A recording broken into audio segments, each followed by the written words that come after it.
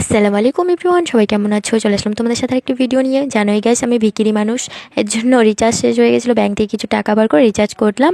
আর এদিকে কেকের অর্ডার ছিল, কেকটা বানিয়ে নিয়ে আমার ছেলেকে খাওয়াই নিয়ে তারপরে এইদিকে দেখলাম জহরের টাইম হয়ে গেছে, তো জহরের নামাজটা পড়ে নিয়ে তারপরে আমার ছেলে আমাকে হেল্প করতেছিল যাতে কেকের জিনিসগুলো সুন্দরভাবে ডেকোরেট করা হয়।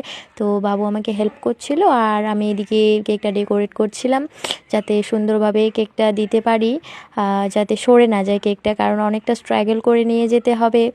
তো সুন্দরভাবে প্যাকেটিং করে কেকটা সুন্দরভাবে সাজিয়ে নিয়ে তারপরে আমি বেরিয়ে পড়লাম কেকটা ডেলিভার করার জন্য। আমি হেঁটে হেঁটে একা যাচ্ছিলাম কেকটা ডেলিভার করার জন্য, কারণ আমাদের এদিকে অত গাড়ি পাওয়া যায় না, এর জন্য হেঁটে হেঁটে যাচ্ছিলাম। আর বাড়ি আসার সময় রাত হয়ে গেছিলো।